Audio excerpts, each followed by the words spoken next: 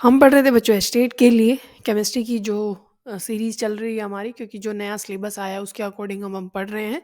वैसे पूरा सिलेबस जो केमिस्ट्री का वो मैंने करवा रखा है, पर क्योंकि हमारा नया सिलेबस आया है तो वो भी हम चैप्टर कर रहे हैं। 2 चैप्टर पहले आ चुके हैं, तो ये हम नेक्स्ट चैप्टर कर रहे हैं, सॉर्टिंग मटेरियल इनटू ग्रुप्स। और बच्चों जो भी नोट्स की बात कर रहे हैं बच्चों, इसमें आप एनसीईआरटी में छोटे-छोटे चैप्टर्स हैं तो उसका भी आप नोट्स में क्या करोगे, सारी चीज़ें यहीं पे ही है। और मैं पढ़ा रही हूँ, सारी चीज़ें मैं बता रही हूँ। आप एनसीईआरटी के क्वेश्चन लगा सकते हैं, ठीक है? आप वो चीज़ कर लेना। अब देखो क्या है sorting of material into groups, आपको ये पता होना चाहिए कि इसका मतलब क्या होता है। सॉर्टिंग का मतलब होता है किसी चीज़ को वैसे तो यहाँ खुद ही बोल रखा है कि आप उसको ग्रुप में क्या कर दीजिए, डिवाइड कर दीजिए कि कैसे आप उसको कहीं पे रख सकते हैं। जैसे मैंने कहा कि भई एक चीज़ आपके पास एक तो पेन है, एक बास्केट है और एक मान लीजिए 1 मिनट बच्चों, हाँ, एक आपके पास क्या है, बास्केट है और एक आपके पास शूज़ हैं, ठीक है ना? और एक आपके पास कोई भी और एक प्लास्टिक की बॉटल मान लीजिए, ठीक है? इनमें आप क्या करेंगे, आप इनका ग्रुप कैसे बनाएँगे, इनको सॉर्ट कैसे करेंगे? आप ये कहेंगे भई शूज़ जो हैं वो लेदर के बने हो सकते हैं, तो आपने इसको किस में डाल दिया, लेदर उसमें डाल दिया, उसकी एक अलग से उसका ग्रुप बना दिया। पेन है, वो उसका जो रिफ़िल आप जानते हो प्लास्टिक से बना होता है, बास्केट है, प्लास्टिक से बनी होगी, बॉटल जो है वो प्लास्टिक मटेरियल से बनी होगी, मेटल की भी हो सकती है। तो ये चीज़ आप ये होता है कि आपने जो ग्रुप कर दिया, जो सॉर्टिंग जिसको आप बोलते हो। आपके आस-पास बहुत सारी चीज़ें होती हैं, आपके पास बर्तन हो गए, बुक हो गए, जो कि आप पेपर में उसको अलग से डिवाइड कर दोगे। आपके पास टेबल है, चेयर है, बेड है, अलमीरा है, बहुत सारी चीज़ें आपके पास हैं। तो उनको कैसे-कैसे आप डिफरेंट कैटेगरीज़ में क्या कर सकते हैं, डिवाइड कर सकते हैं, उसी को कैटेगराइज़ करना वो सॉर्टिंग आप बोल रहे हैं, ठीक है? अब जितनी भी आप आस-पास आपके पास चीज़ें हैं, वो किसी न किसी मटेरियल से बनी हुई हैं। अब हम सोच समझ के कोई चीज़ बनाते हैं, ये तो नहीं है कि बच्चों पहली बात तो हमें ये पता होना चाहिए कि भई हमारी रिक्वायरमेंट क्या है? क्या है बच्चों? हमारी रिक्वायरमेंट क्या है?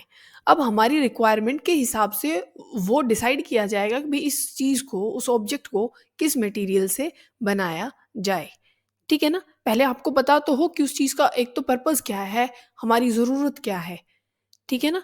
तो उसी हिसाब से वो चीज़ बनाई जाएगी। अब आपको यूँ है कि भई मुझे ज्वेलरी चाहिए और वो बिल्कुल चमकदार, बहुत शाइनिंग होनी चाहिए, तो आप उसको मिट्टी से तो नहीं बना लोगे ना। ठीक है? या उसको प्लास्टिक से तो नहीं बना दोगे। तो आपको ऐसी चीज़ ढूँढनी पड़ेगी कि भई हाँ, जिसकी शाइनिंग प्रॉपर्टी हो, जो लाइट को बहुत अच्छा रिफ्लेक्ट करती हो। अब कोई कहे भई हमको जो वायर्स बनानी है, क्या बनानी है? जो बिजली की तारें हैं, वो हमको बनानी है। उसकी क्या है कि भई जो बहुत अच्छे से लाइट को कंडक्ट कर सके, आपको एक ऐसा मटेरियल चाहिए। ठीक है? हमारे पास 2 चीज़ें हैं, हमें पता है कि भई और वहाँ हम रेजिस्टेंस भी ढूँढते हैं कि भई रेजिस्टेंस कम से कम हो।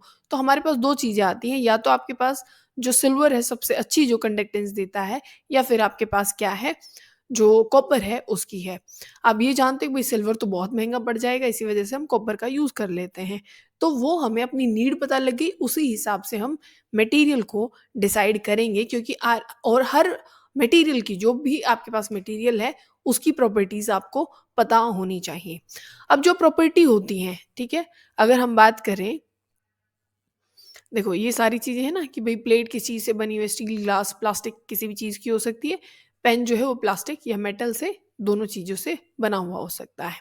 अगर आप प्रॉपर्टी की बात करें, जो मटेरियल है उसकी प्रॉपर्टीज़ क्या होंगी? उसके आप क्या देखेंगे, या तो आप उसकी अपीयरेंस देखेंगे, आप उसकी हार्डनेस देखेंगे, आप उसकी क्या देखेंगे, ट्रांसपेरेंसी देखेंगे, मतलब वो ट्रांसपेरेंट है, ट्रांसल्यूसेंट है या फिर वो ओपेक है। या उसकी सॉल्युबिलिटी देखेंगे, या उसका जो फ्लोटिंग नेचर है भई वो फ्लोट करेगी या सिंक करेगी, वो चीज़ें आप देखेंगे। कि जो चीज़ आप बना रहे हैं, जो मटेरियल आप बना रहे हैं, क्या वो आपकी रिक्वायरमेंट्स को वो फुलफ़िल कर पा रहा है कि नहीं कर पा रहा, जिस भी पर्पज़ के लिए आपको वो चाहिए। ठीक है ना? तो वो चीज़ें बहुत ज़रूरी होती हैं। अब अब आप क्या करोगे, सबसे पहले तो आपको क्या पता होना चाहिए कि भई अपीयरेंस में क्या-क्या चीज़ें आती हैं। अपीयरेंस कैसा हो सकता है भई, या तो लस्ट्रस हो सकता है। लस्ट्रस क्या होता है, जो चीज़ चमकती है, ठीक है ना? और क्या है, डलनेस हो सकता है। अब वुड है, आपको कोई लकड़ी से कोई चीज़ बनानी है, मान लीजिए आपको एज़ अ फ्यूल ही मतलब लकड़ी यूज़ करनी है, तो आपको वहाँ अपीयरेंस का कोई लेना-देना नहीं है। कि भई वो बड़ी चमकदार हो। पर वहीं आपको क्या है कि भई उस चीज़ को मान लीजिए रैप करना है, बड़ा सुंदर-सा दिखाना है, तो आप सोचो कि भई शाइनिंग सी प्रॉपर्टी हो, तो ये अपीयरेंस मतलब जो मटेरियल होगा फिर आप कोई ऐसा ढूँढोगे जो भई जहाँ कोई रिक्वायरमेंट नहीं है अपीयरेंस की, भई कोई इस चीज़ से कोई मतलब नहीं है, मुझे सुंदर चाहिए, मुझे खराब चाहिए, शाइनिंग चाहिए, वहाँ वो चीज़ नहीं ढूँढोगे। पर जहाँ पे आपको उस चीज़ को शो करना, उसका पर्पज़ ही यही है कि भई ये सरफेस में पेंट में भी हम ये चीज़ कहते हैं भई थोड़ा शाइनिंग आना चाहिए, बोलते हैं ना? तो वहाँ पे भी वो प्रॉपर्टी होनी चाहिए। ज्वेलरी हम कहते हैं भई शाइनिंग होनी चाहिए, वहाँ पे भी फ्लोर की आप बात करते हो, वहाँ भी हम कहते हैं भई शाइनिंग होनी चाहिए। तो ये सारी जो चीज़ें हैं, वहाँ पे प्रॉपर्टी, वहाँ अपीयरेंस, वैसा ही मटेरियल वहाँ पे यूज़ किया जाएगा जो शो करता होगा प्रॉपर्टी। 2 चीज़ें भई जहाँ रिक्वायरमेंट है ही नहीं, तो डल होगा तो भी चल जाएगा, नहीं होगा तो भी चल जाएगा। तो वहाँ अपीयरेंस का आप रोल वहाँ पे प्ले होता है, फिर वहाँ से आप मटेरियल उठाओगे, ठीक है? इतनी बातें आपको समझ में आ गई होंगी। तो ये एक कैटेगरी आपको बहुत अच्छे से याद रखनी है। फिर क्या है बच्चों हार्डनेस की। हार्डनेस क्या है आपको ये तो समझ में आ गया होगा भई कोई भी मटेरियल है, अब वो हार्ड अब कहाँ-कहाँ अगर आप ये मानो कि हार्डनेस की रिक्वायरमेंट कहाँ-कहाँ होती है। मान लीजिए कहीं हम यूँ कहते हैं ना भई चाहे हमें अपना गेट बनवाना है, ठीक है? तो हम ये कहेंगे भई मटेरियल थोड़ा-सा कैसा होना चाहिए, थोड़ा-सा हार्ड होना चाहिए। ऐसे नहीं कि भई वो बिल्कुल एक किसी ने एक लात ही मार दी। कई तो अपने यहाँ पे हो जाते हैं ना कि गेट भी ऐसे ही खोलते हैं और वो मुड़ जाए फिर, ठीक है? उसी में डेंट आ जाए, वो नहीं होना चाहिए। जैसे आप गाड़ियाँ अगर बनवाते हो, तो आपने देखा होगा कि टाटा और स्विफ्ट की कई बारी वो कंपैरिज़न किया जाता है, तो आपने देखा होगा ना कि कहते हैं भई जो टाटा वाला है उसका बहुत वो बहुत ज़बरदस्त स्टील यूज़ करते हैं, बहुत अच्छा मटेरियल यूज़ करते हैं, तो वो काफ़ी स्ट्रॉन्ग है वो गाड़ियाँ। तो आप वहाँ पे हार्डनेस की रिक्वायरमेंट है। ठीक है? वो क्या है कि भई एक तो कटिंग से बहुत जल्दी उसकी कटिंग ना हो पाए, उससे थोड़ा-सा रेजिस्टेंट हो, स्क्रैच ना हो पाए, उसको कोई कंप्रेस ना कर पाए, ठीक है? कंप्रेशन ना हो कि भई जैसे ही मैंने हाथ लगा दिया वो कंप्रेस हो जाए, ठीक है? जैसे आप कोई भी जो रेलवे ट्रैक जैसे बनता है बच्चों, रेलवे ट्रैक आपने देखा ना, रेलवे ट्रैक जो बनते हैं, अब वहाँ पे ऐसा मटेरियल तो नहीं ढूँढोगे ना कि भई सॉफ्ट सा होना चाहिए, ऐसे नहीं। आप पहली रिक्वायरमेंट होगी भई कैसा हो, थोड़ा-सा हार्ड मटेरियल होना चाहिए क्योंकि एक तो देखो अब रोज़ का काम तो नहीं है कि रोज़ आप ट्रैक वहाँ पे बिछाने वाले हैं, तो मटेरियल कैसा होना चाहिए? भई एक तो ऐसे ना हो कि बहुत जल्दी वहाँ से कट हो जाए, ऐसा ना हो, ठीक है? वहाँ पे कंप्रेशन नहीं होना चाहिए, तो ये प्रॉपर्टीज़ होनी चाहिए किस चीज़ की, जो कि आपका हार्डनेस जो चीज़ आप मटेरियल जिसकी आप बात कर रहे हैं। ठीक है ना? तो इन सारे जो चीज़ें हैं जो मैंने बताया कि भई कटिंग से स्क्रैचिंग से या फिर कंप्रेशन से इससे रेजिस्टेंट वो होना चाहिए। पर वहीं एक अपोज़िट में अगर आप एक एग्ज़ाम्पल मानें, मेरे को ध्यान से सुनते जाइएगा। अगर वहीं आप एक एग्ज़ाम्पल मानें जैसे बर्तन जिससे हम साफ़ करते हैं, बर्तन हमें साफ़ करना है तो हमें ये नहीं है कि भई आप उसको घिस-घिस के बिल्कुल घिस-घिस के और एक बहुत हार्ड मटीरियल आप ले लें, वो वाली चीज़ नहीं चाहिए। जैसे आप पैर भी जो हम साफ़ करते हैं, उससे भी हमें एक मटीरियल चाहिए होता है कि भई जो सॉफ्ट हो, ठीक है? बर्तन साफ़ करने के लिए आपने देखा ना वो स्पंज आती है ना, वो भी सॉफ्ट नेचर की होती है। तो हार्डनेस में वो स्मूथ भी मतलब वो दोनों चीज़ें आ गई, या तो बहुत हार्ड हमें मटीरियल चाहिए, वो हमारी रिक्वायरमेंट पे है और जो मटीरियल इस कैटेगरी में आएगा कि भई ये बहुत हार्ड है, तो वैसा हम वहाँ पे सेलेक्ट कर लेंगे, ठीक है? स्पंज में भई मुझे ये पता है बर्तन साफ़ करने हैं, तो ये तो नहीं है कि आप लोहे के उससे साफ़ करना शुरू कर दोगे, तो वो चीज़ नहीं है, वहाँ पे दूसरी चीज़ आ जाएगी कि भई एक सॉफ्ट सा मतलब कोई चीज़ चाहिए और जो थोड़ी-सी पावर भी लगाए पर ऐसा ना हो कि सारे बर्तनों पे स्क्रैच छोड़ दे, वो चीज़ नहीं आनी चाहिए, ठीक है? तो ये किसमें आ जाता है? हार्डनेस में आ जाता है, ठीक है? फिर हम बात करेंगे सॉल्युबिलिटी और इनसॉल्युबल की। अब यहाँ पे भी सॉल्युबल और इनसॉल्युबल इसका पहले तो आपको पता होना चाहिए कि भई सॉल्युबल क्या होता है? जो किसी चीज़ में क्या हो जाते हैं? मिक्स हो जाते हैं, उसको आप क्या बोल देते हैं? भई वो सॉल्युबल हैं। इनसॉल्युबल क्या होते हैं? जो उस चीज़ में मिक्स नहीं होते। अब आपको जो सॉफ्ट ड्रिंक बनते हैं बच्चों ये सारे, क्या बनते हैं?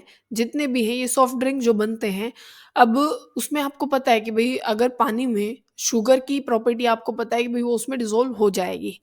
तो आपको पता है ना कि वो उसमें क्या है? सॉल्युबल है। तभी आप उसको उसमें डिज़ोल्व कर रहे हैं। पर क्या आप ऑयल को पानी में डिज़ोल्व कर सकते हैं बच्चों? बिल्कुल भी, वहाँ आप डिज़ोल्व नहीं कर सकते हैं। तो आप पहले नेचर देखेंगे कि भई क्या इस चीज़ में जैसे हम कहते हैं ना लाइक डिसॉल्व लाइक होता है, जो जैसा होता है वो वैसे में ही क्या होता है, डिसॉल्व होता है। तो पानी में उसी की जैसे जो चीज़ें होंगी, जैसे पोलर आप जानते हैं पानी होता है, तो पोलर जो कंपाउंड्स होंगे वही उसमें क्या होते हैं बच्चों, डिसॉल्व होते हैं, तभी वो कहेंगे आप सॉल्युबल हैं। जितना भी ऑयल हो गया, पेट्रोल हो गया, ये सब कुछ क्या है, पानी में मिक्स नहीं होते, ठीक है ना? तो और ख़ासकर आप घी भी नहीं मिला सकते, तो ये सारी चीज़ें जो हैं, जैसे ये जो दे रखी है टेबल, आप इसको कंप्लीट कर सकते हैं। लेमन जूस आपको पता है भई पानी में क्या हो जाएगा, जो है मिक्स हो जाएगा, मस्टर्ड ऑयल नहीं होगा, कोकोनट ऑयल जो है वो हो जाएगा। अब आपको ये बताना है कि अगर ये तो बात करेंगे केरोसिन की, कि एक तो केरोसिन है और एक ऑयल है, कोई भी।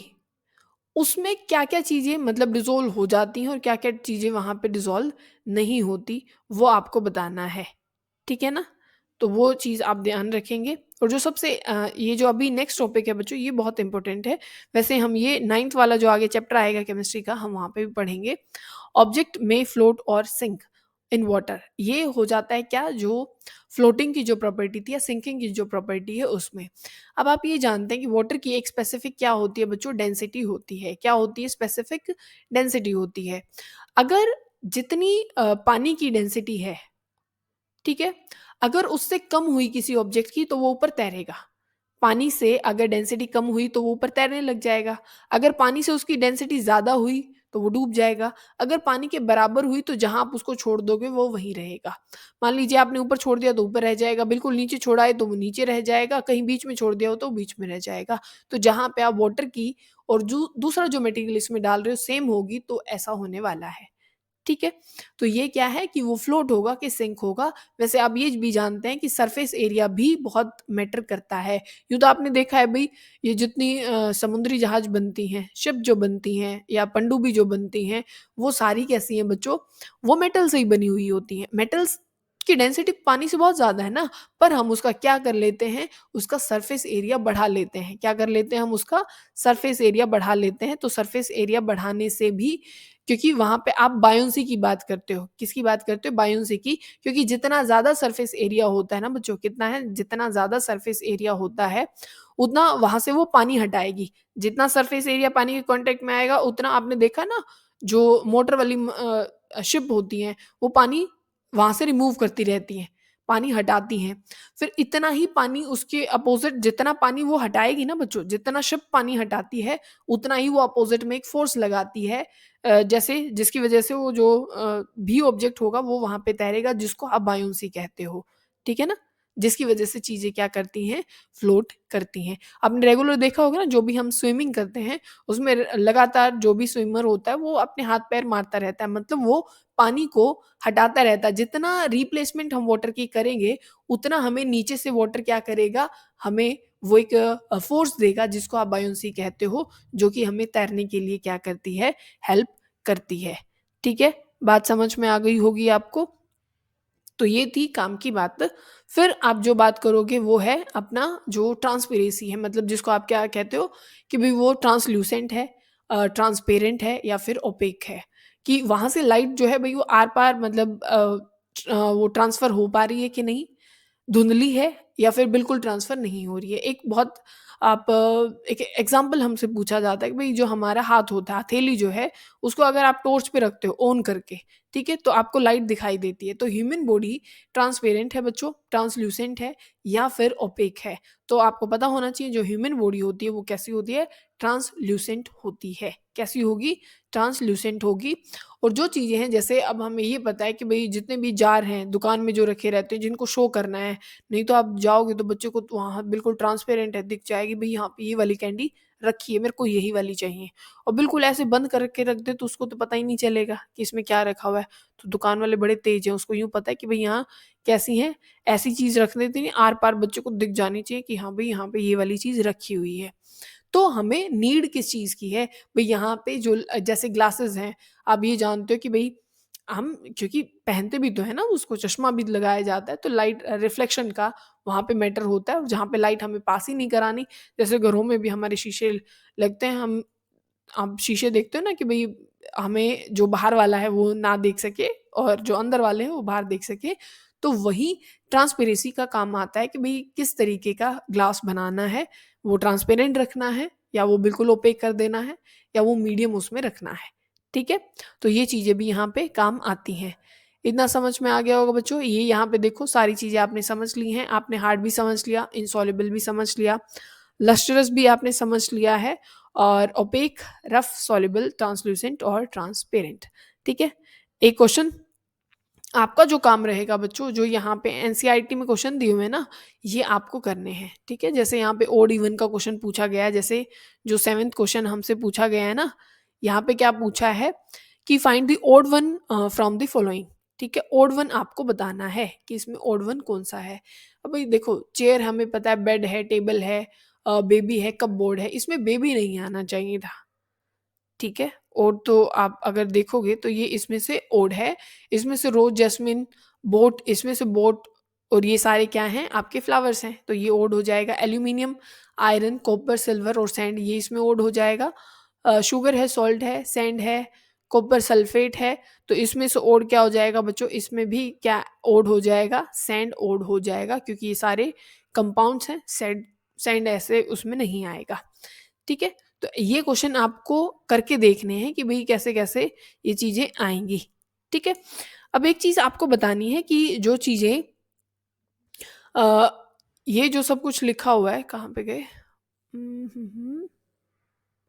ये कौन सा क्वेश्चन आ गया, हाँ, ये वाला जो क्वेश्चन है ये आपको करना है कि जैसे list all the items note जो फ्लोट करते हैं पानी में। ठीक है, और आपको ये बताना है कि उनमें से जो केरोसिन ऑयल में भी कोई चीज़ फ्लोट करेगी कि नहीं करेगी। जैसे प्लास्टिक बोतल है, केरोसिन में फ्लोट नहीं करने वाली, आपको मुझे इसका रीज़न बताना है।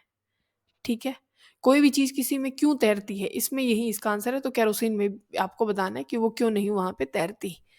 ठीक है ना, और यहाँ पे भी ट्रू और फॉल्स दे रखे हैं। तो अब चलो एक दो करते हैं। वैसे तो जैसे विनेगर जो है डिजोल्व इन वाटर, ठीक है, ये बिल्कुल डिजोल्व करता है। Sand settle down in the water, बिल्कुल सेटल हो जाती है। Oil mix with the water, बिल्कुल मिक्स नहीं होता है बच्चों। Sugar does not dissolve in the water, ये तो गलत बोल रखा है। A piece of wood float on the water, बिल्कुल फ्लोट करता है। Chalk dissolve in the water, ये भी गलत है। ठीक है, फिर जो notebook has lustre while an eraser does not, ये भी गलत है, बुक थोड़ी लस्टरस होती है। स्टोन इज ट्रांसपेरेंट, फॉल्स है बच्चों ये।